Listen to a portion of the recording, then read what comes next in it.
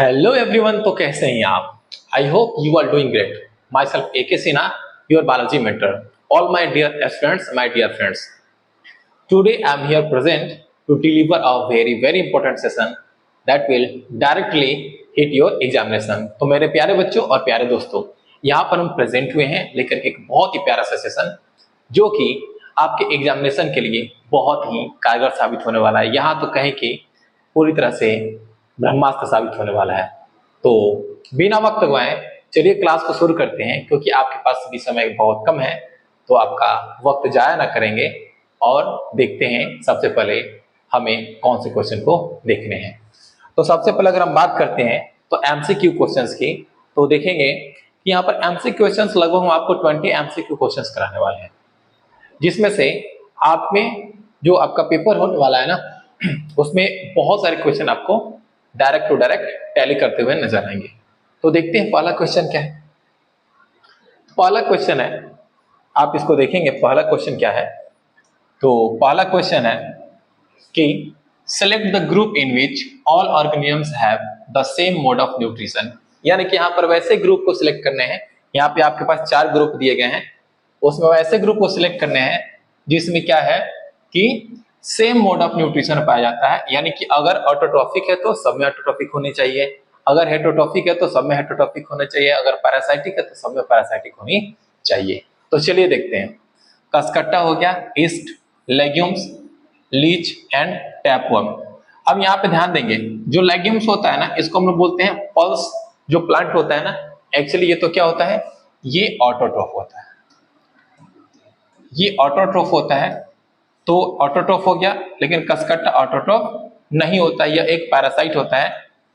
East जो होता है ना, ये भी ऑटोट्रॉफ नहीं होता है, ना ही लीच होते हैं, ये भी पैरासाइट है। तो यहाँ पे ऑप्शन ये सही नहीं होगा। फिर जो दूसरा ऑप्शन है, कैक्टस है, पीक है, लाइस है, लीच है, काऊ है। तो एक बात याद रखिएगा, ये जो आपको दिख रहा है ना, कैक्टस हो गया, ये एक प्लांट है, पीक, लाइस और लीच ये पैरासाइट है।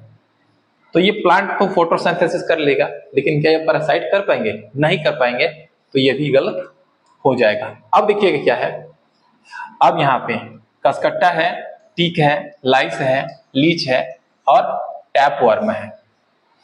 कसकट्टा, टीक, लाइस, लीच और टैपवर्म। आप यह ध्यान से रखेंगे, ये जितने हैं ना, ये सभी के सभी पैरासाइट हैं। क्या बच्चों? ये सभी के सभी पैरासाइट है। तो यहाँ पे हम देख रहे हैं कि कसकट्टा में भी पैरासाइटिक न्यूट्रिशन होता है, टीक में भी होता है, लाइस में भी होता है, लीच में भी होता है और टैपवर्म में भी होता है।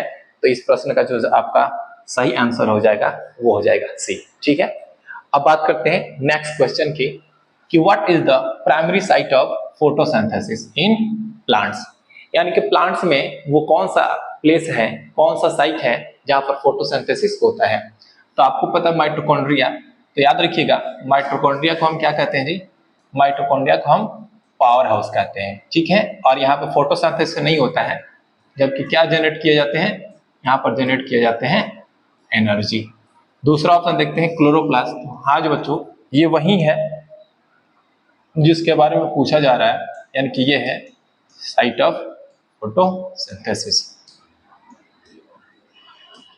यानी कि इस प्रश्न का जो सही जवाब आपके सामने होगा वो क्या हो जाएगा, वो हो जाएगा बी। क्वेश्चन की जो कि आपके सामने है कि which of the following is a correct combination of following and part of the drain. यानी कि बच्चों यहाँ पर बहुत ही सिंपल सी बात की जा रही है कि इनमें से जो आपको दिख रहे हैं 4 ऑप्शंस दिए गए हैं। अब इसमें से आपको ये पता लगाना है कि कौन सा कॉम्बिनेशन सही है, कौन सा कॉम्बिनेशन गलत है। तो देखिएगा, पोस्चर एंड बैलेंस। तो देखेंगे सेरेब्रम जो होता है ना, वो हमारे बॉडी के पोस्चर और बैलेंस को रेगुलेट नहीं करता है। ये कौन रेगुलेट करता है? तो ये काम है हमारे सेरेबेलम का। ठीक है, ध्यान रखेंगे। सो ये ऑप्शन हो जाएगा रॉन्ग। नेक्स्ट है कि सैलिवेशन, यानी कि सलीवा का निकलना। Correct, medulla in mid brain. तो फर्स्ट ऑफ ऑल आप ध्यान देंगे, जो मेडुला होता है ना, वो हिंड ब्रेन का पार्ट होता है, और यहाँ पे आपको मिड ब्रेन लिखा हुआ है, तो ऑलरेडी ये रॉन्ग हो जाएगा। नेक्स्ट है हंगर पोन्स इन हिंड ब्रेन। पोन्स इन हिंड ब्रेन तो ये तो सही है, बट यहाँ पे जो हंगर है ना वो पोन्स से रेगुलेट नहीं होता है, जबकि वो रेगुलेट किया जाता है हाइपोथैलेमस। यानी आपको जो भूख लगती है ना वो किसके द्वारा रेगुलेट किए जाते हैं, तो हाइपोथैलेमस द्वारा रेगुलेट किए जाते हैं। तो ऑप्शन नंबर सी भी गलत। अब डी बच रहा है कि ब्लड प्रेशर मेडुला इन हिंड ब्रेन। तो मेडुला जो होता है वो हिंड ब्रेन में प्रेजेंट होता है और ये ब्लड प्रेशर को रेगुलेट करता है। So that option number D बिल्कुल सही होगा। अब यहाँ पे आप देख सकते हो पोन्स, मेडुला ऑब्लिंगेटा और सेरेब्रम, ये जो तीनों हैं वो हिंड ब्रेन के पार्ट होते हैं। सेरेब्रम, थैलेमस और हाइपोथैलेमस ये किसके पार्ट होते हैं, फोर ब्रेन के पार्ट होते हैं। थोड़ा सा एक्सप्लेनेशन है, ध्यान देंगे क्योंकि इससे बहुत सारे क्वेश्चंस आपके एग्जाम में आ सकते हैं। तो करेक्ट कॉम्बिनेशन क्या होता है, वो ऑप्शन डी। ऑलरेडी हमने आपको बता दिया है कि ब्लड प्रेशर मेडुला के द्वारा रेगुलेट किया जाता है। अब देखेंगे medulla oblongata part of the hindbrain is responsible for controlling involuntary functions. यानी कि बॉडी में जितने भी हमारे इनवॉलंटरी फंक्शंस होते हैं ना उसको कंट्रोल करने का काम किसका है, मेडुला ऑब्लिंगेटा का है। जैसे कि blood pressure, salivation and vomiting, ये सभी के सभी हमारे मेडुला ऑब्लिंगेटा के द्वारा रेगुलेट किए जाते हैं। ऑप्शन नंबर ए, बी और सी क्यों रॉन्ग था, ऑलरेडी हमने आपको बता दिया। नेक्स्ट क्वेश्चन है कि in humans the process of anaerobic respiration produce. यानी कि अगर ह्यूमन बीइंग में एनारोबिक रेस्पिरेशन होती है तो क्या प्रोड्यूस होता है, चलिए देख लेते हैं। क्या एथेनॉल बनेगा, इथेनॉल, कार्बन डाइऑक्साइड, एनर्जी बनेगा, तो बिल्कुल नहीं बन सकता है क्योंकि इथेनॉल जो होता है वो ईस्ट के द्वारा बनाया जाता है। नेक्स्ट जो लैक्टिक एसिड और एनर्जी, कार्बन डाइऑक्साइड, वाटर, और ये तो आपको सिंपल सा एरोबिक रेस्पिरेशन में होता है। जबकि पूछा क्या क्या है, एनएरोबिक पूछा गया है। क्या पूछा गया है बच्चों, एनएरोबिक पूछा गया है। तो जो एनएरोबिक पूछा गया तो ये तो गलत हो जाएगा, ये भी गलत हो जाएगा, और पायरुवेट तो वैसे होगा नहीं। तो एनारोबिक रेस्पिरेशन में क्या होता है, तो लैक्टिक एसिड और लिटिल बिट एनर्जी, यानी कि थोड़ी सी मात्रा में एनर्जी रिलीज होती है। अब बोलेंगे सर कैसे, तो देखिए जब कोई रनर होता है ना, एथलीट जो बहुत तेज स्पीड में दौड़ता है ना, तो क्या होता है उसको ऑक्सीजन की डिफिशियंसी हो जाती है। अब ऐसा नहीं कि ऑक्सीजन उसको नहीं मिलता है, मिलता है लेकिन बहुत ही कम मात्रा में मिलता है। तो जनरली होता क्या है, तो उसका जो बॉडी का जो ग्लाइकोजन है वो कन्वर्ट हो जाता है लैक्टिक एसिड में, जो उसके मसल्स में स्टोर हो जाते हैं। जब उसके मसल्स में स्टोर हो जाते हैं तो जनरली होता क्या है कि फैटिक उसको फील होता है और उसे थोड़ा सा पेन भी फील होता है, जिसको हम लोग क्रैम्प कहते हैं। तो ध्यान रखेंगे इस क्वेश्चन का जो सही और सटीक जवाब हो जाएगा वो बिल्कुल होगा लैक्टिक एनर्जी। नेक्स्ट क्वेश्चन है the movement of food through the alimentary canal is called. यानी कि आपको भी पता होना चाहिए, जैसे कि देखिएगा ये माउथ हो गया और यहाँ पे हमारा एलिमेंट्री कैनाल होता है, ठीक है। अब कोई पर्सन है वो फूड को इंटेक किया, यानी कि इंजेक्शन हुआ, यहाँ पर जो बोलस है वो धीरे धीरे धीरे धीरे उसके स्टोमक में पहुंचेगा। तो आपको बता दें ये जो हमारा फूड पाइप है उसमें एक मूवमेंट होती है, ऊपर से क्या होता है नीचे से नीचे एक्सपेंड होता जाता है, ऊपर से कंस्ट्रिक्ट होता जाता है, यानी कि एक बोले तो कंस्ट्रक्शन होती है और रिलैक्सेशन होती है।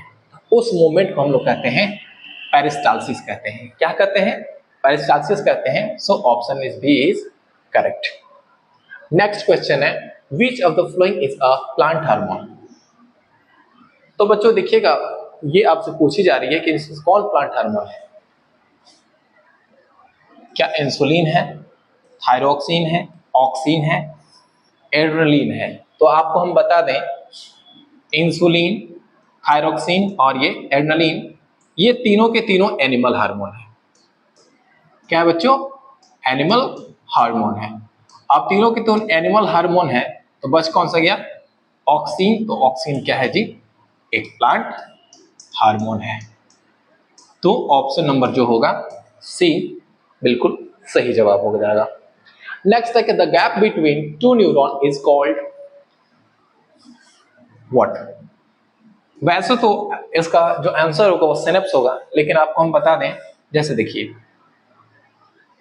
ये नर्व एंडिंग हो गया और ये दूसरे न्यूरॉन का साइटोन हो गया, डेंड्राइट हो गए।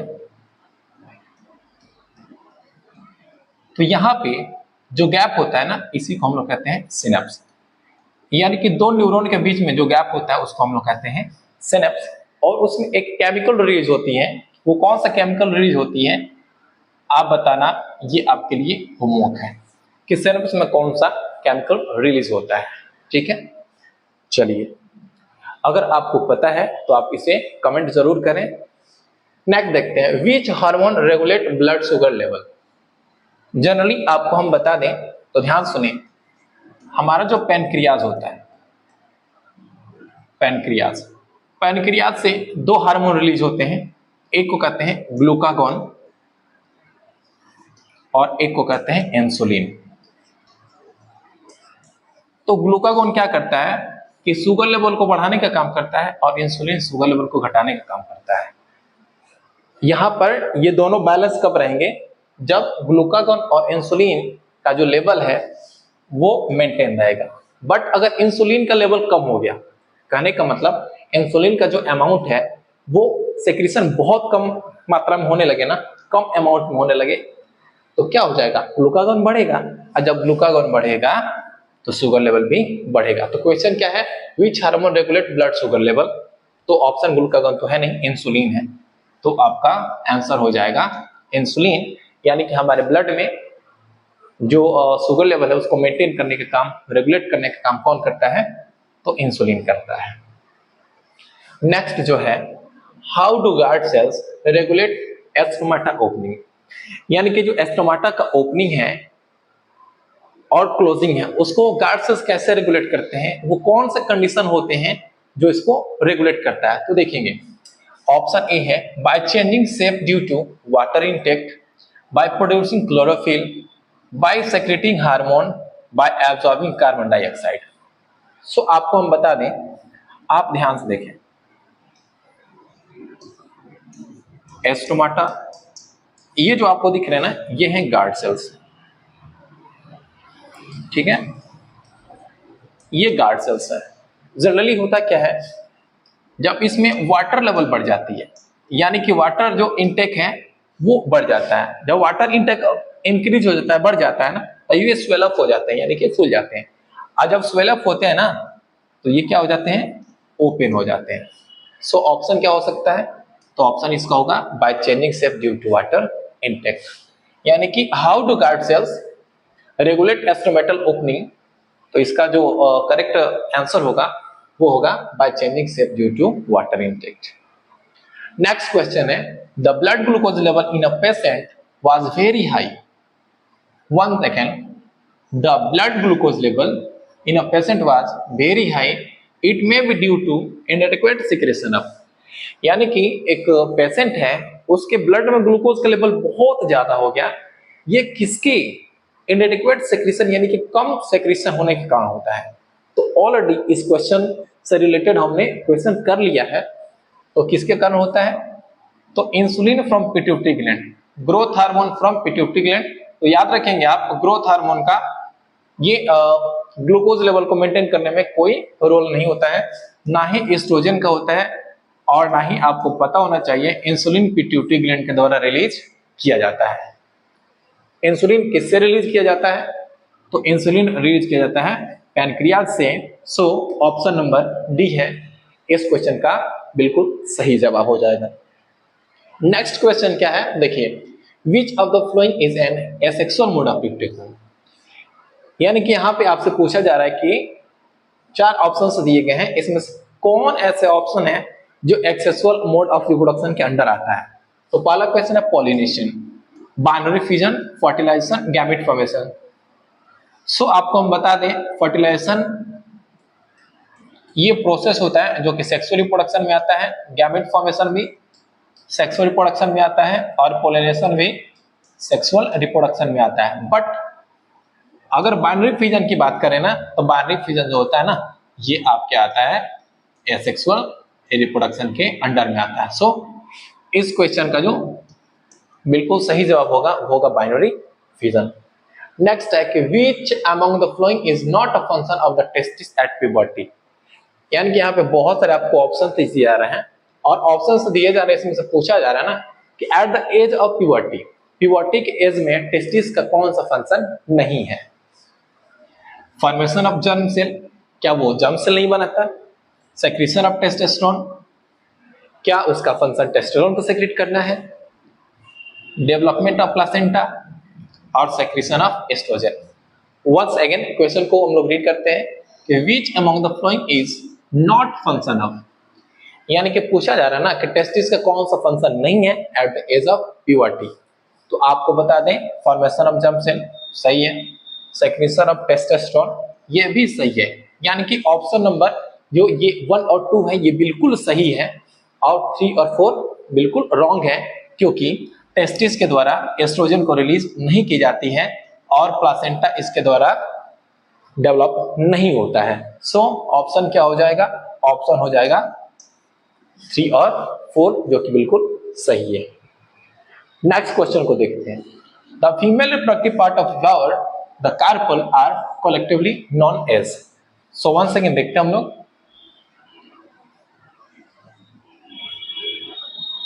फ्लावर के एक डायग्राम देखते हैं छोटा सा,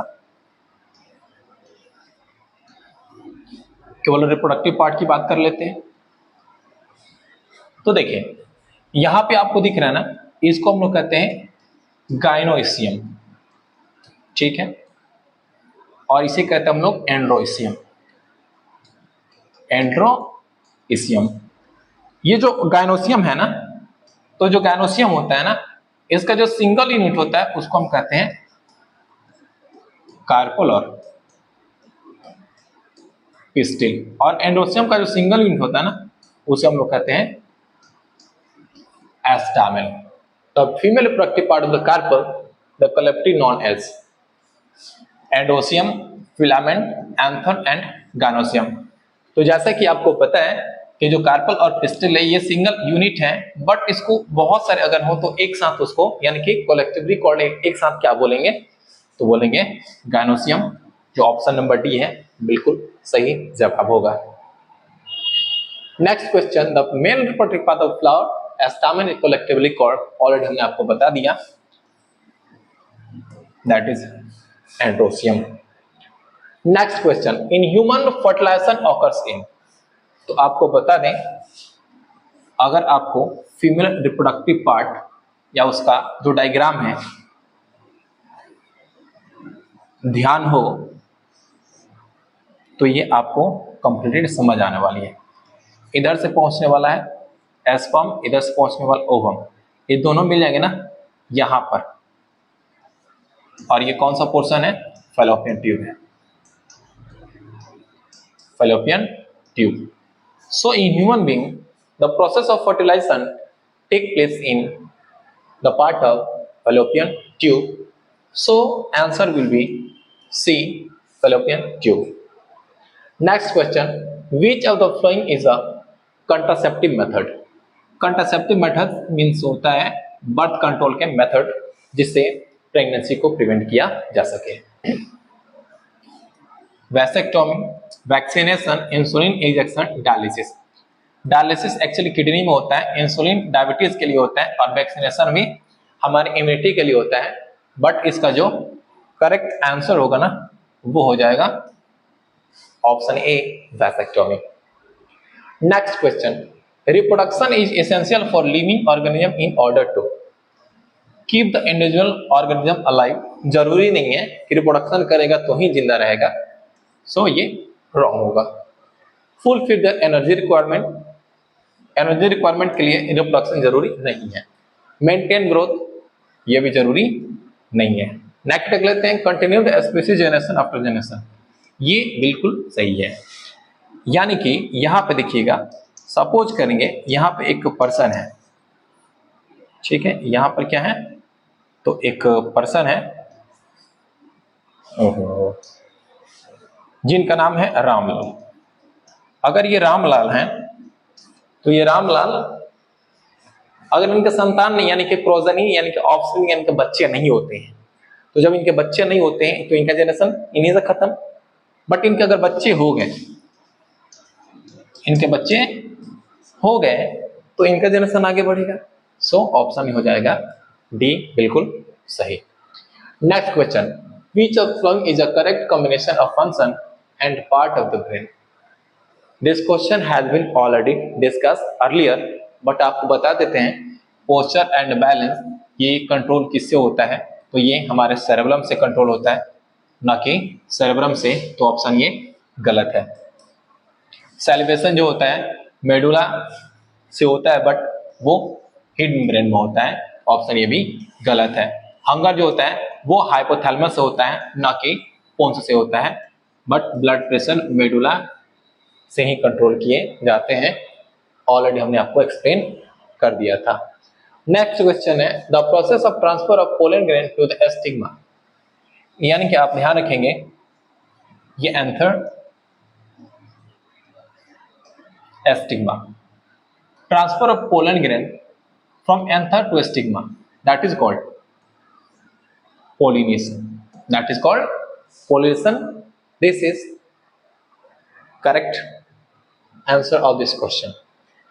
Next and the last MCQ question is, the male gamete in plants is found in. It's mean यहाँ पे आपसे पूछी जा रही है कि जो मेल का गैमेट होता है ना, प्लांट का मेल गैमेट होता है, वो कहाँ प्रेजेंट होता है? क्या वो ओव्यूल में प्रेजेंट होता है, या पोलन ग्रेन में, सीड में, या एस्टिग्मा में? तो आपको बता दें जो मेल गैमेट होता है वो प्रेजेंट होता है पोलन ग्रेन्स के अंदर। सो ये 20 क्वेश्चंस थे जो कि आपके एग्जाम के लिए बहुत ही इंपॉर्टेंट है। सो आप इसे रिवाइज करके ही एग्जाम में जाना। नेक्स्ट क्वेश्चन अब आपको बात करने वाला है टॉप 10 क्वेश्चंस जो कि हैं असर्शन और रीजन वाले।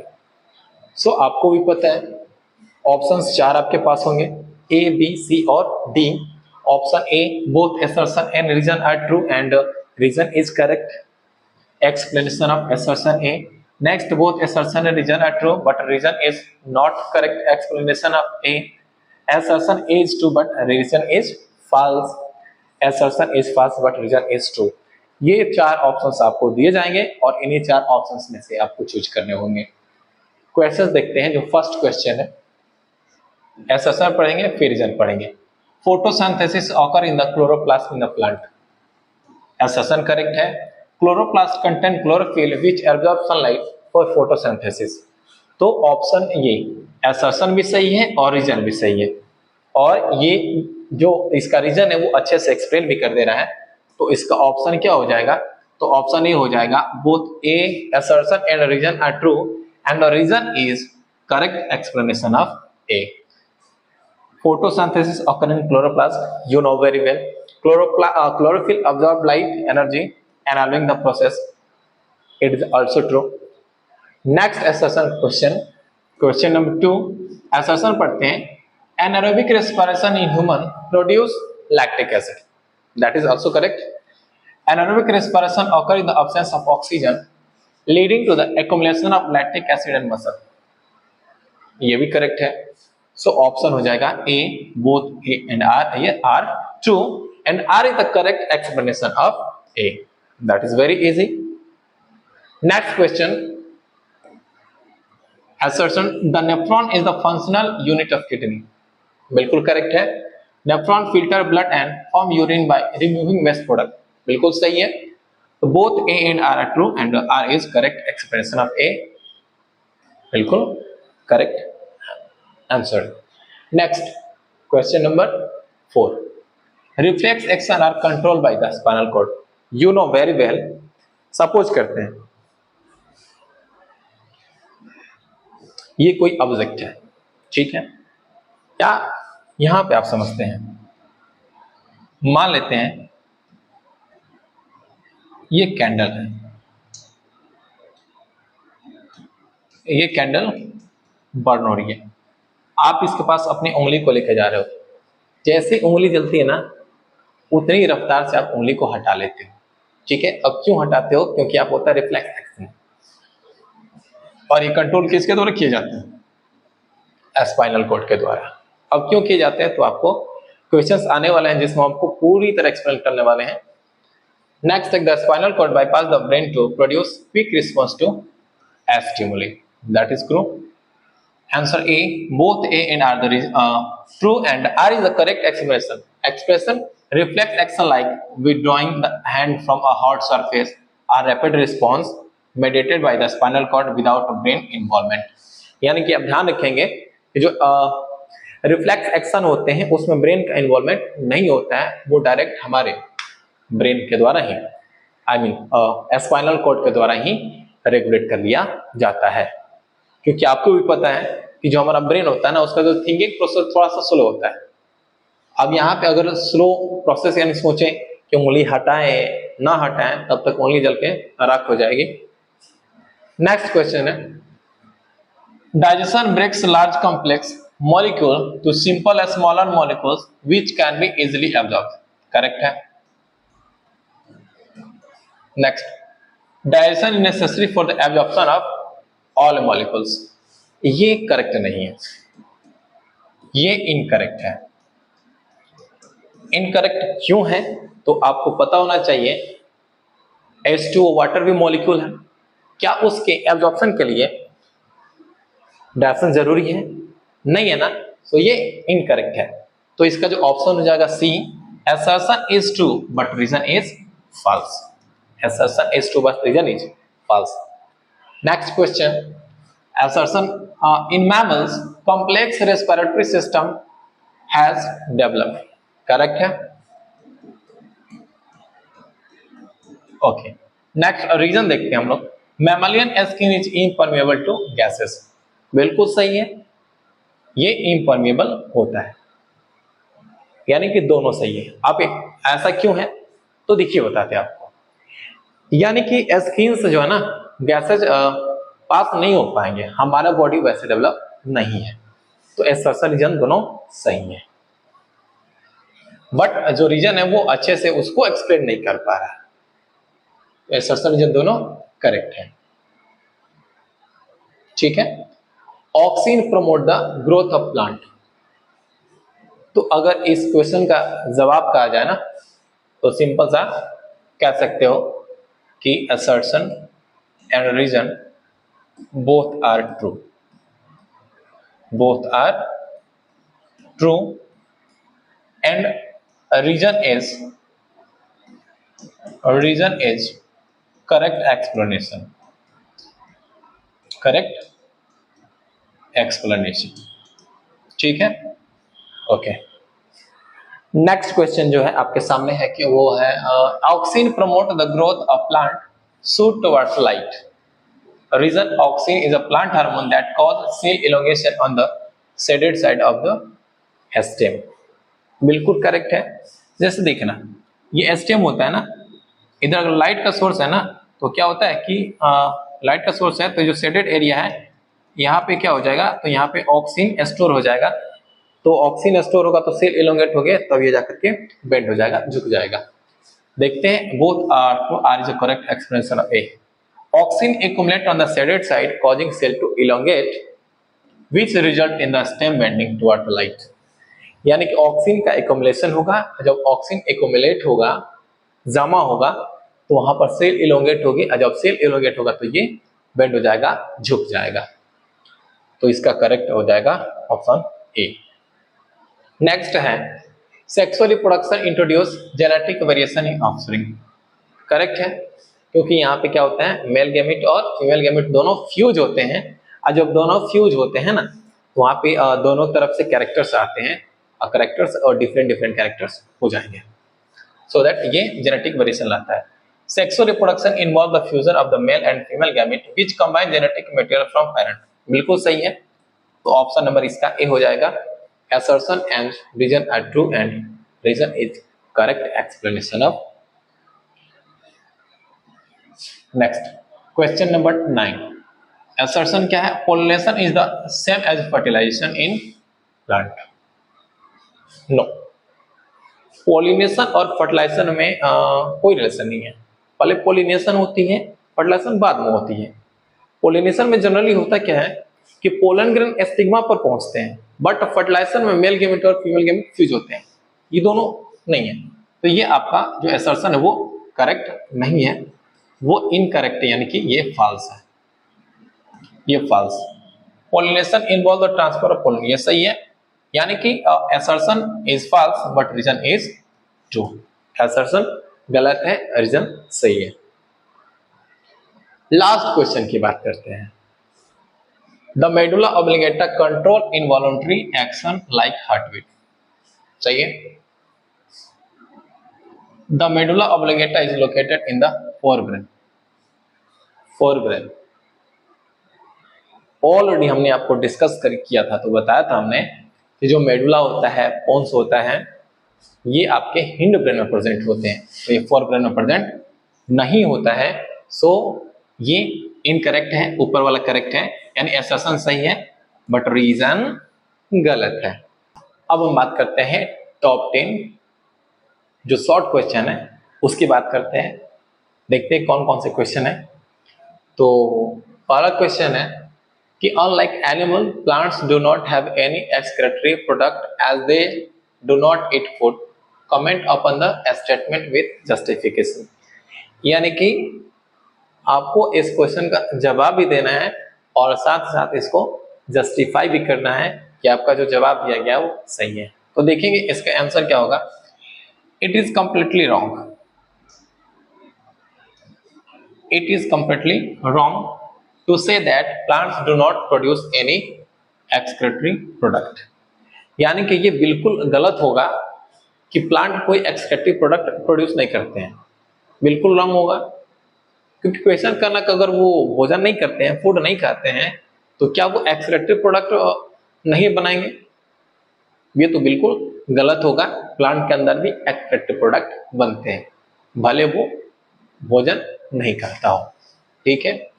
However, plants use completely different strategy to excretion than those of animals. फिर देखेंगे आप, प्लांट के पास एनिमल के कंपैरिजन में दूसरा मेथड होता है एक्सक्रीशन का। They get rid of waste in different manners, यानी कि वे एक्सक्रीशन होता है ना, वो अलग अलग मेथड से कर लेते हैं।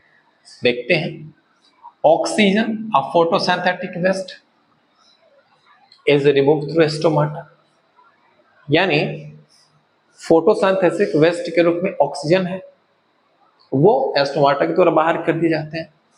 नेक्स्ट है excess water is removed by transpiration, यानी कि प्लांट के बॉडी में जब एक्सेस वाटर हो जाते हैं तो उसको ट्रांसपायरेशन के द्वारा रिमूव कर दिया जाता है, और ये भी प्रोसेस किससे होता है, स्टोमाटा से होता है। नेक्स्ट है other metabolic waste are either stored in dead cell, यानी कि कुछ ऐसे भी मेटाबॉलिक वेस्ट होते हैं, उनको क्या कर लेते हैं, ये अपने डेड सेल में स्टोर कर लेते हैं। जैसे एग्जांपल में देखते हैं तो रेजिन हो गए, गम्स हो गए, are remove through falling off the old leaf, ठीक है। Many waste product are stored in cellular vacuole, और बहुत सारे वेस्ट प्रोडक्ट होते हैं ना जो कि क्या होता है, वो अपने वैक्यूल के अंदर स्टोर कर लेते हैं, ठीक है। तो ये जो आंसर है, बिल्कुल आप ऐसे ही आंसर लिखोगे जो कि बिल्कुल करेक्ट है।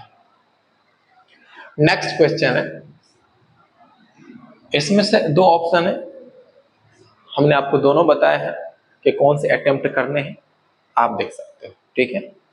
चले, how many chamber are there in heart of the following organism, how is mixing of oxygenated and deoxygenated blood prevented in their body, fishes and humans. Question ये। फिर नेक्स्ट क्वेश्चन है explain the mechanism by which the water is transported in plants. यहाँ पर दो question है, दोनों में से आपको कोई एक करने हैं, बट दोनों हम बताते हैं। हो सकता है आपको ऊपर वाला क्वेश्चन मिल जाए या नीचे वाला क्वेश्चन मिल जाए, दोनों मिल जाए, तो उसमें से आप एक कर लेना जो आपको इजी लगे। कह रहा है कि ह्यूमन और फिश में चैम्बर कितने होते हैं, ध्यान रखें।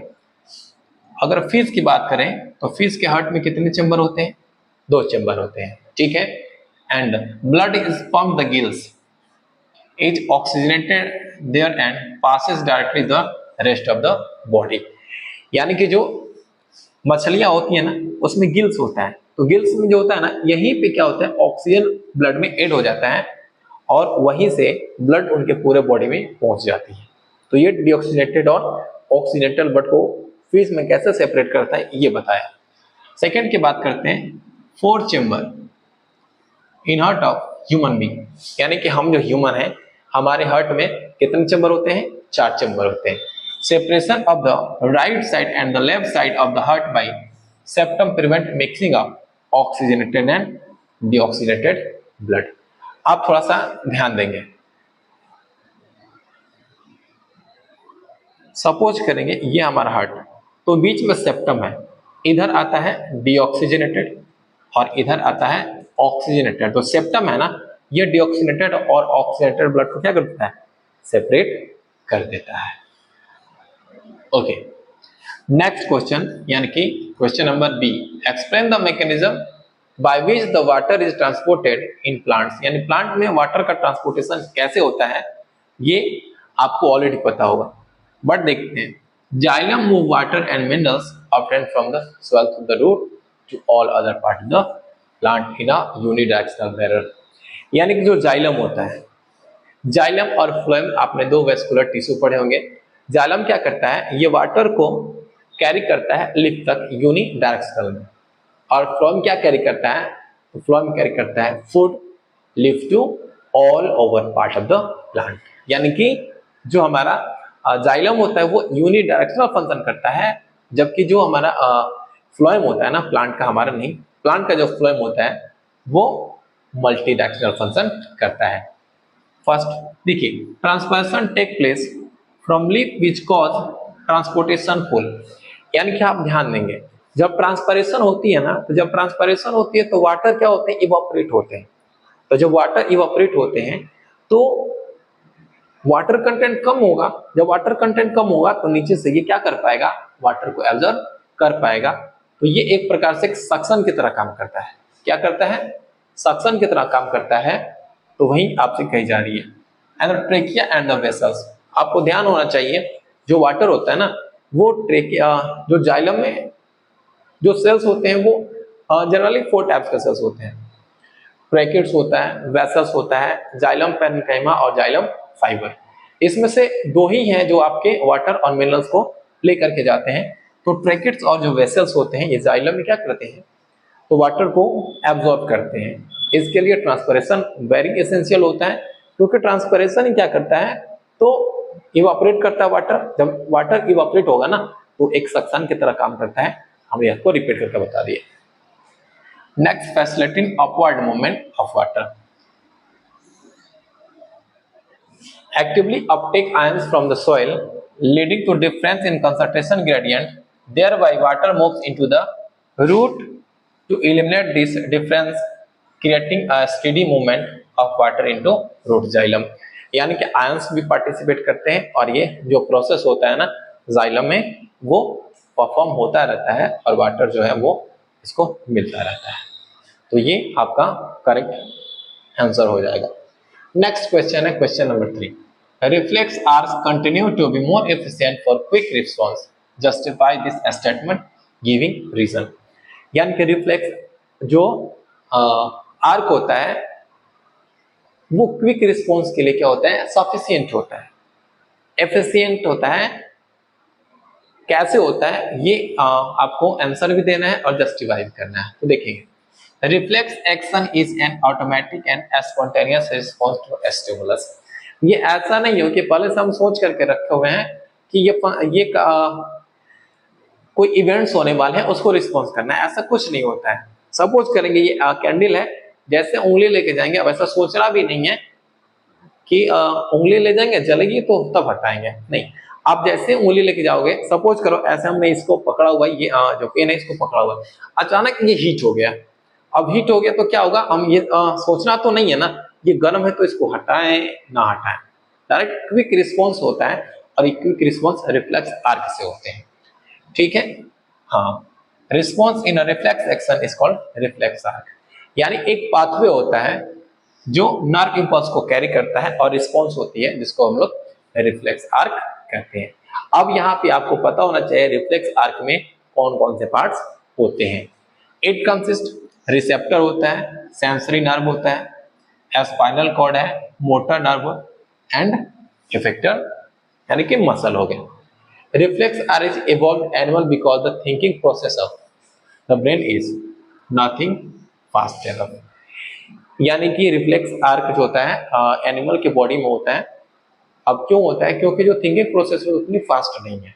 अब फास्ट नहीं है तो होगा यही कि आप कैंडल के पास अपनी उंगली को लेके गए ना, तो आपकी जो फिंगर जलेगी, तो आपका ब्रेन सोचेगा कि इसको हटाएं या ना हटाएं, तब तक आपकी उंगली जल चुकी होगी। बट रिफ्लेक्स आर्क डायरेक्ट उसी वक्त आपको रिस्पॉन्स कर देता है, आप उंगली हटा लेते हैं।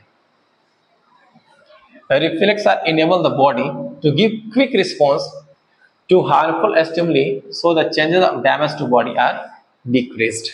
यानी कि जला है ठीक है, लेकिन उतना नहीं जलेगा जितना ब्रेन सोचेगा, तो आप हटाओगे तो जल जाएगा। It also prevent overloading of brain, so prevent it fatigue। अब ऐसा नहीं कि ब्रेन ओवरलोड होगा, ज्यादा ब्रेन में हो जाएगा तो वो थक जाएगा, ठीक है। इसके लिए भी होता है ये रिफ्लेक्स आर्क ही। बाकी कहता है कि हम जो काम है उसको पहले निपटा लेंगे, तो हमारे पास नहीं भेजने वाले हैं, ठीक है। Many animals have very little or none of the complex neuron network needed to thinking, so it is likely that reflex arc has evolved as an efficient way of functioning in the absence of through process। यानी कि कुछ ऐसे animals हैं जिनमें तो brain ये develop नहीं होता है, तो उनमें रिफ्लेक्स आर्क ही होता है जो उनके अंदर स्टिमुलस को रिस्पॉन्स करने के लिए सफिशिएंट होता है। So it is likely that reflex arc has evolved as an okay। However, even after complex neuron network have come into existence, the reflex arc continue to be more efficient for quick response। यानी कि यहाँ पे एक developed network आ गया neuron का, फिर भी जो रिफ्लेक्स आर्क है वो क्विक रिस्पॉन्स के लिए सफिशिएंट होता है। तो ये आंसर आप लिखोगे तो आपको जितने मार्क्स का क्वेश्चन है पूरी तरह आपको मिलेगी। नेक्स्ट क्वेश्चन है, explain the role of the following enzyme in the process of digestion of food in human. यानी ह्यूमन, देखिए यहाँ पे चार ऑप्शन, चार आपको पॉइंट दिए हुए हैं, सैलिवरी एमाइलेज, पेप्सिन, ट्रिप्सिन और लाइपेज, इसके फंक्शन लिख देने हैं। तो देख लेते हैं। सैलिवरी एमाइलेज क्या करता है? Break down a starch which a complex molecule to sugar, और किसमें? तो माल्टोज में, ठीक है। नेक्स्ट है pepsin, help to digest protein in stomach. जो पेप्सिन होता है ना वो हमारे स्टोमक में होता है और ये प्रोटीन को डाइजेस्ट करता है। नेक्स्ट है ट्रिप्सिन, तो ये जो होता है ना ये digesting protein to amino acid.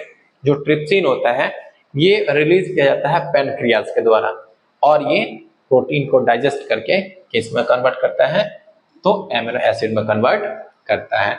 Next है lipase, breaking down the emulsified fat to fatty acid and glycerol.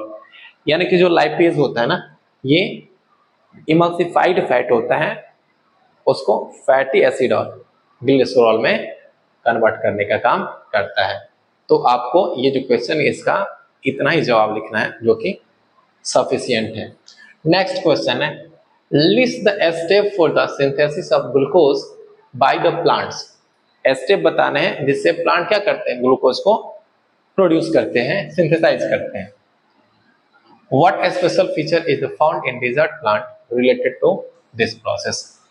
यानी कि फोटोसिंथेसिस तो ग्लूकोज बनाते हैं, ये कैसे बनाते हैं स्टेप बताने हैं, और हमें यह भी बताने हैं कि जो डिजर्ट प्लांट होते हैं वो कैसे फूड को बनाते हैं। सो देखते हैं step of synthesis of glucose in plants. पहला स्टेप, लाइट एनर्जी को एब्जॉर्ब किया जाता है किसके द्वारा? तो क्लोरोफिल बाय क्लोरोफिल। नेक्स्ट है light energy converted into chemical energy. तो लाइट एनर्जी केमिकल एनर्जी में कन्वर्ट होता है। यानी कि कुल मिलाकर के आपसे कहें तो आपको मैकेनिज्म ऑफ फोटोसिंथेसिस पूछी गई है। Chemical energy and splitting of water molecules into hydrogen and oxygen. और एक पॉइंट आप ध्यान रखेंगे, जो ऑक्सीजन होता है वो फोटोसिंथेसिस का बाय प्रोडक्ट होता है। ये भी आपसे एग्जाम में पूछे जा सकते हैं। तो ये जो आपको स्टेप बता रहा है ना, जनरली ये स्टेप कौन से हैं? तो मैकेनिज्म ऑफ फोटोसिंथेसिस है। सो आप मैकेनिज्म ऑफ फोटोसिंथेसिस भी ध्यान में रखोगे तो आप इस क्वेश्चन का जवाब दे पाओगे, आंसर कर पाओगे। अब नेक्स्ट जो है ना क्वेश्चन वो क्या है, तो क्वेश्चन नंबर 2 है, desert plant take carbon dioxide at night, यानी कि रात के समय में एट नाइट ये क्या कर लेते हैं, अपने स्टोमाटा को ओपन करते हैं और कार्बन डाइऑक्साइड ले लेते हैं। एक्चुअली देखिएगा क्या होता है ना कि दिन में वो अपने स्टोमाटा को ओपन नहीं कर सकते हैं। अब क्यों नहीं कर सकते हैं, क्योंकि वो डिजर्ट प्लांट होते हैं और उनके बॉडी में जो होता है ना वाटर उतना अवेलेबल नहीं होता है जितने दूसरे प्लेस के प्लांट में होता है। तो जैसे स्टोमाटा ओपन करेंगे ट्रांसपरेशन होगा और उनमें वाटर की कमी हो जाएगी। तो वही रीजन है कि दिन में तो स्टोमाटा ओपन करते नहीं है, रात में स्टोमाटा को ओपन करते हैं और ओपन करके कार्बन डाइऑक्साइड को ले लेते हैं और एक इंटरमीडिएट सब्सटेंस बना लेते हैं जिसको हम लोग कहते हैं मैलिक एसिड। मैलिक एसिड, अब ये मैलिक एसिड स्टोर कर लिया जाता है और जब आता है डे टाइम तो उस वक्त इस इंटरमीडिएट सब्सटेंस को क्या कर लिया जाता है, तो कन्वर्ट कर दिया जाता है ग्लूकोज में। ठीक है, which is acted upon the energy absorbed by the chlorophyll during the day, यानी कि उस पर एक्शन किया जाता है और ग्लूकोज में कन्वर्ट कर दिया जाता है। अब नेक्स्ट क्वेश्चन है question number 6, water is used by the leaves of the plant for photosynthesis but rather than watering the leaves we water the plant through the soil. How does this water reach the leaves of the plant? यानी कि आपको पता है ना कि water जो होता है ना वो फोटोसिंथेसिस में यूज होता है rather than watering the leaves। अब सुनो, हम क्या करते हैं, watering the leaves, we water the plant, यानी कि हम लीफ को वाटरिंग नहीं करते हैं, लीफ को पानी नहीं डालते हैं, हम प्लांट को पानी डालते हैं, उसके जड़ में पानी डालते हैं। तो ये पानी ऊपर कैसे पहुंचता है, तो इसका जो करेक्ट एक्सप्लेनेशन हो जाएगा वो हो जाएगा जाइलम और जाइलम से। आंसर देखें क्या, in plant the water is absorbed by the plant from the soil through the root, यानी कि आप देखेंगे सपोज करें ये प्लांट हो गए, ठीक है, ये इसका रूट हो गया, तो यहां से ये जो वाटर है इसको एब्जॉर्ब करेगा और एब्जॉर्ब करके किसके पास पहुंचेगा, तो ये पहुंचेगा जाइलम के पास और ये जाइलम टिश्यू इसको लेकर के पहुंच जाएगा लीफ के पास। तो देखेंगे xylem tissue of the root, stem and the leaves are interconnected to form a continuous system of water conducting channel, यानी कि रूट का, स्टेम का, लीफ का जो जाइलम है वो इंटरकनेक्टेड होता है। अब देखिए क्या होता है, यहां से H2O लेगा रूट वाले जाइलम के पास, फिर ये स्टेम वाले को देगा और फिर ये लीफ वाले को ले जा करके दे देगा। During the day when stomata are open the transpiration pull become the major driving force for the movement of water in the xylem, यानी कि डे टाइम, यानी कि दिन के वक्त में होता क्या है, स्टोमाटा ओपन होता है, तो स्टोमाटा ओपन होता है तो ट्रांसपायरेशन होता है, ऑलरेडी हमने आपको बता दिया। और जब ट्रांसपायरेशन होता है ना तो क्या होता है, वाटर के अब्जॉर्प्शन के लिए एक बोले तो सक्शन की तरह काम करता है, नीचे से पानी को खींचने का काम करता है। सो ये जाइलम क्या कर लेता है, वाटर को ले पाता है। नेक्स्ट है evaporation of water molecules from the stomata create a suction which push water from the xylem cells of the root to the stem and the leaf. Same है। तो ये आपका क्वेश्चन नंबर 6 का आंसर था। अब question number 7 है, ये important है, वैसे तो इंपॉर्टेंट सभी हैं, क्योंकि इंपॉर्टेंट क्यों बता हमने, क्योंकि इसमें आपको डायग्राम भी है। तो देखिएगा, draw and explain how the nerve cells help in transmission of impulse. तो कैसे, तो आपको पता है ये न्यूरॉन है और ये न्यूरोमस्कुलर जंक्शन है, सब कुछ देखने वाले हैं। आंसर देखते हैं, all information from our environment is detected by the specialised tip of the nerve cell, यानी जो हमारा नर्व सेल होता है ना उसमें एक स्पेशलाइज्ड टिप होता है जिससे वो क्या कर लेता है, तो जो भी ये एनवायरमेंटल का इंफॉर्मेशन है उसको डिटेक्ट करता है। The information acquired at the end of the dendritic tip of nerve cell set up a chemical reaction that create electric impulse. Now listen, ये नर्व एंडिंग हो गया, नर्व एंडिंग हो गया। ऑलरेडी हमने आपको सिनेप्स बताया था, तो वहां पर क्या करेगा ना, तो वहां पर ये सिनेप्स बनाएगा और सिनेप्स में एक केमिकल रिलीज होगी जिसको हम लोग कहते हैं न्यूरो ट्रांसमीटर। अब ये क्या करेगा, वो इलेक्ट्रिक इंपल्स होता है ना, उसको केमिकल इंपल्स में कन्वर्ट कर देता है। कहां पर कन्वर्ट होता है, तो यहाँ पे कन्वर्ट होता है, यहीं पे आपका न्यूरोमस्कुलर जंक्शन है। और आपको ये भी पता होना चाहिए कि यहाँ पर ये हो गया और फिर यहाँ से एक और न्यूरॉन ऐड होता है और यहीं पे क्या होता है, तो आपका ये सिनेप्स बनता है। और सिनेप्स में क्या होता है, तो एक केमिकल रिलीज होती है जिसको हम लोग क्या कहते हैं, न्यूरो ट्रांसमीटर। अब ये जो न्यूरो ट्रांसमीटर है ना, ये इलेक्ट्रिक इंपल्स को किसमें कन्वर्ट करता है, तो ये इलेक्ट्रिक इंपल्स को केमिकल इंपल्स में कन्वर्ट कर देता है। ठीक है, the impulse travel from the dendrite to the cell body and then along the axon to it end. अब देखिए क्या होता है, ये जो इंपल्स है ना, वो रिसीव कर लिए जाते हैं डेंड्राइट्स के द्वारा और एंटर करता है सेल बॉडी में, सेल से एंटर करता है एक्सॉन में, एक्सॉन से कैरी होते होते फिर वो कहाँ पहुंच जाता है, एंडिंग के पास पहुंच जाता है। At the end of the axon the electrical impulse set off the release the some chemical, और उसी केमिकल का नाम क्या है, neurotransmitter, neurotransmitter. These chemicals cross the gap, that is synapse, and start a similar electric impulse in a dendrite of the next neuron। यानी कि यहां पर क्या होगा, इलेक्ट्रिक केमिकल में और पुनः केमिकल इलेक्ट्रिक में कन्वर्ट होगा, फिर ये डेंड्राइट के द्वारा रिसीव कर लिया जाएगा और फिर वो वैसे ही प्रोसेस आगे चलती रहेगी। This how nerve impulse travel in body, और ऐसे ही जो नर्व इंपल्स होता है वो हमारी बॉडी में ट्रेवल होती है। नेक्स्ट क्वेश्चन जो है क्या है, we are advise to take iodised salt in our diet by doctor, justify its importance in our body. अब सुनिए, एक डॉक्टर साहब हैं, डॉक्टर साहब कहते हैं कि आपको जो नमक खानी है ना, आपको जो नमक लेनी है वो आयोडीन युक्त होना चाहिए, आयोडाइज्ड होना चाहिए। अब ऐसा क्यों कहते हैं, आप उसका इंपॉर्टेंस बताइए और अपने जो आप इंपॉर्टेंस दे रहे हो ना उसको जस्टिफाई भी कर देना है। तो देखिएगा, iodine is essential for the synthesis of thyroxine hormone. अब देखिए बताते हैं, जैसे ये आपका नेक हो गया, तो यहाँ एक ग्लैंड है जिसको कहते हैं थायराइड ग्लैंड,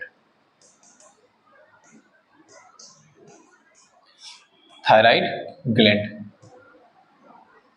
ठीक है, थायराइड ग्लैंड। अब जो थायराइड ग्लैंड है ना, ये एक हार्मोन रिलीज करता है जिसको हम लोग कहते हैं थायरोक्सिन। और थायरोक्सिन के लिए क्या जरूरी होता है, आयोडीन।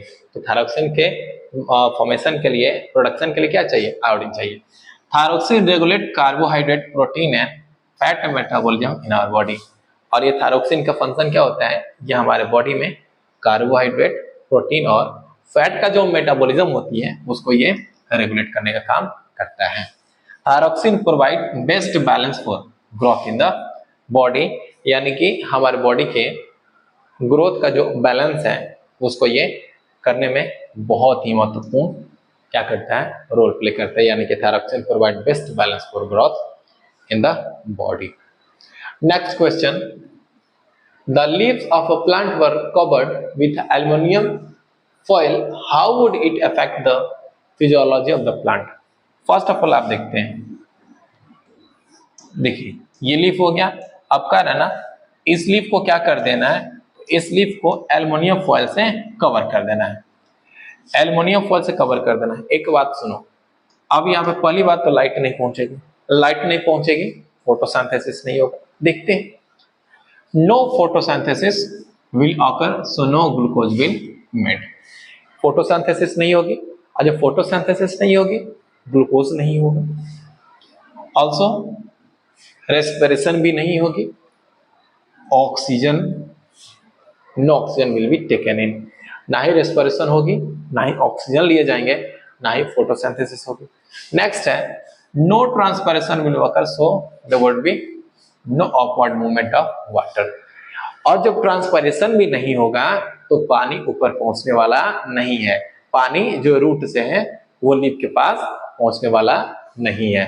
और minerals from the soil as there will be no transpiration pull, because transpiration pull होगा नहीं। जब ट्रांसपिरेशन पूल होगा नहीं तो सक्शन बनेगा नहीं, और जब सक्शन बनेगा नहीं तो जो मिट्टी है यानी सॉइल है वहां से वाटर लीफ में नहीं पहुंच पाएगी। Temperature regulation of leaf surface will be affected, और हाँ क्या हो जाएगा, जो उनका टेम्परेचर है वो जो मेंटेनेंस है वो भी अफेक्टेड हो जाएंगे। Next question and the last question of short question is how is lymph an important fluid involved in transportation? If lymphatic vessels get blocked, how would it affect the human body? Elaborate। कह रहा ना कि transportation में जो lymph है उसका क्या importance है, और अगर ये लिम्फ वेसल ब्लॉक हो जाएंगे और ये हमारे बॉडी को कैसे अफेक्ट करेगा। तो देखते हैं, lymph carries digested and absorbed fat from the intestine. Lymph किसको कैरी करता है? डाइजेस्टेड और एब्जॉर्ब फैट, कहां से? इंटेस्टाइन से। पहला importance, and to drain excess fluid from extracellular space back into the blood.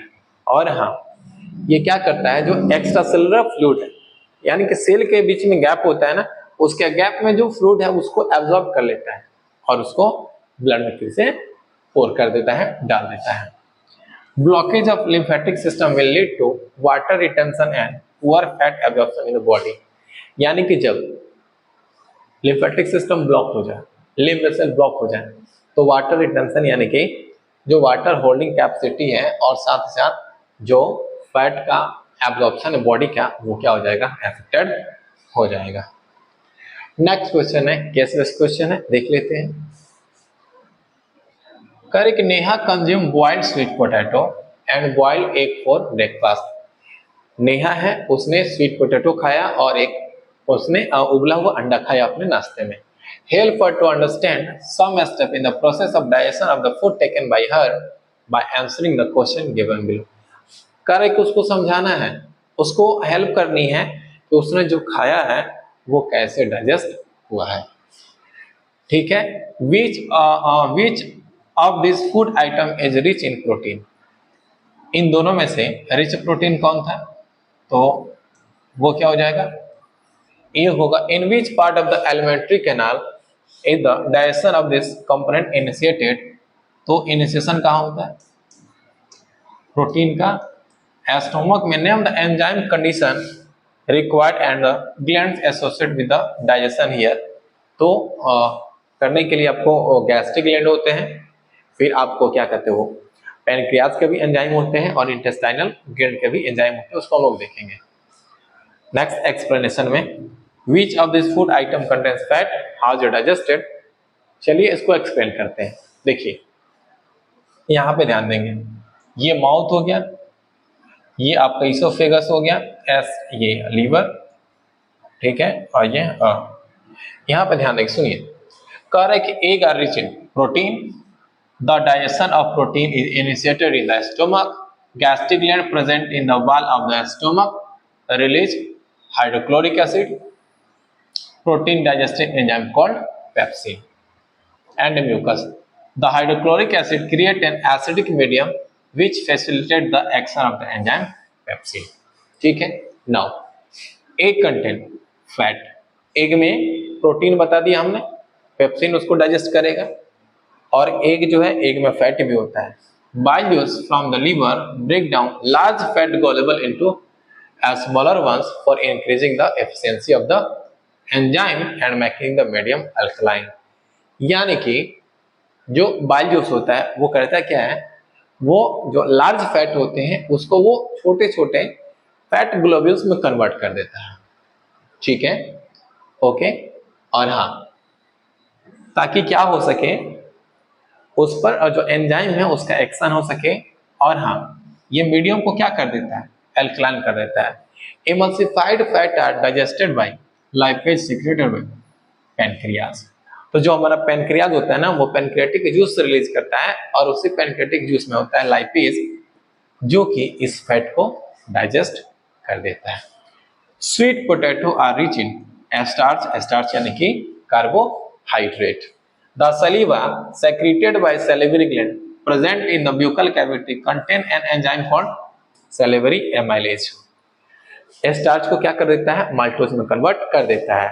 The break down starch which a complex molecule to give sugar, और ये किस में कन्वर्ट करता है, तो ये कन्वर्ट करता है माल्टोज में।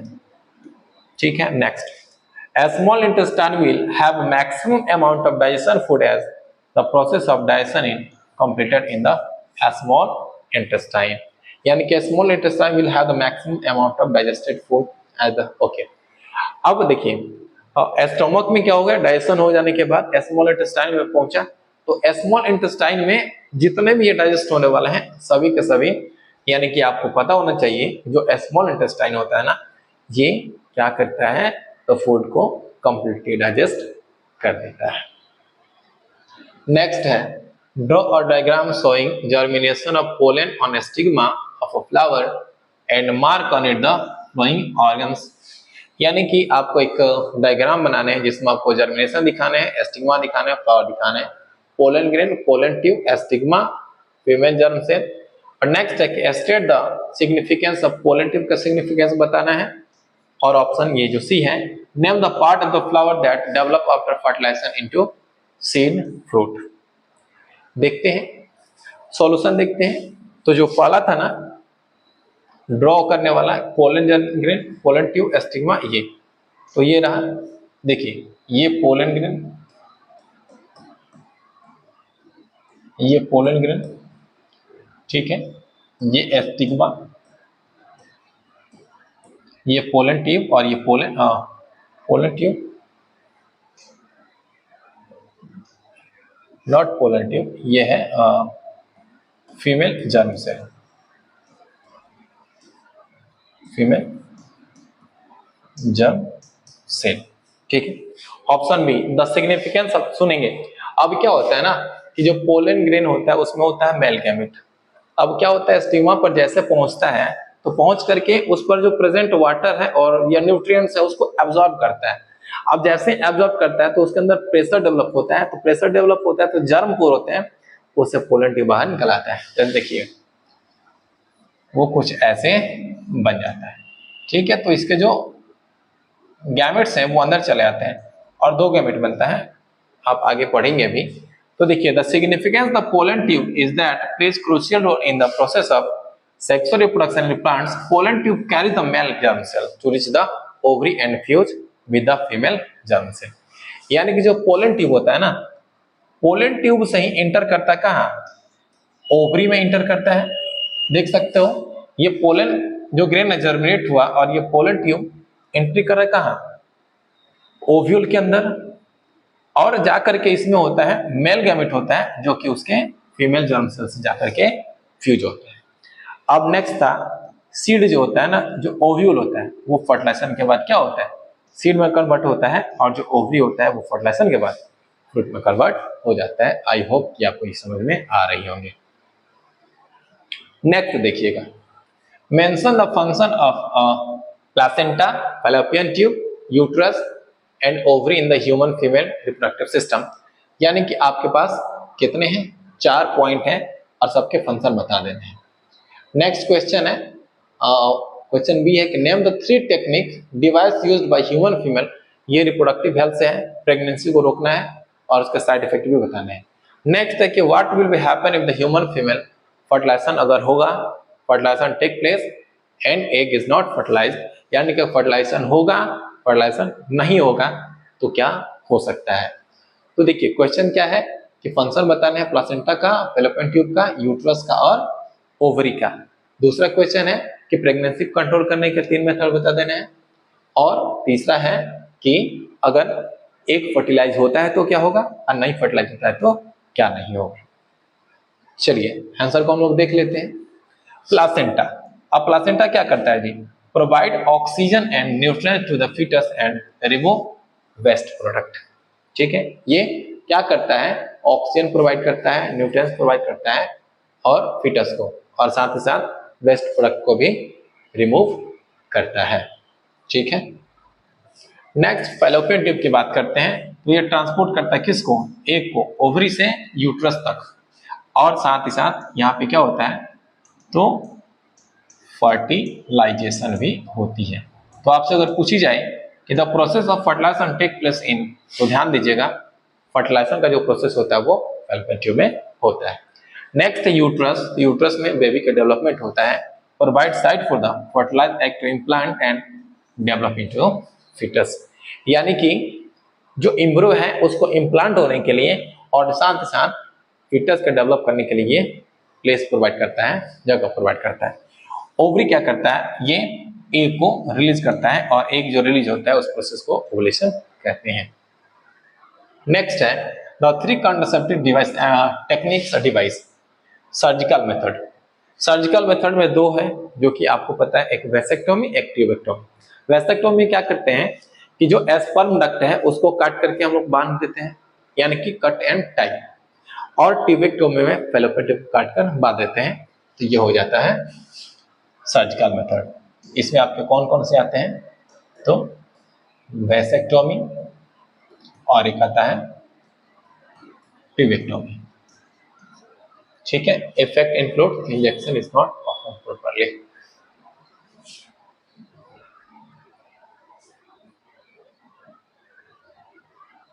अब सुनो ध्यान से, अब इसका साइड इफेक्ट्स क्या है। तो जनरली अगर ये जो प्रोसेस है सर्जरी अच्छे से नहीं होता है तो इन्फेक्शन हो सकता है, इसके अलावा और कोई साइड इफेक्ट नहीं है।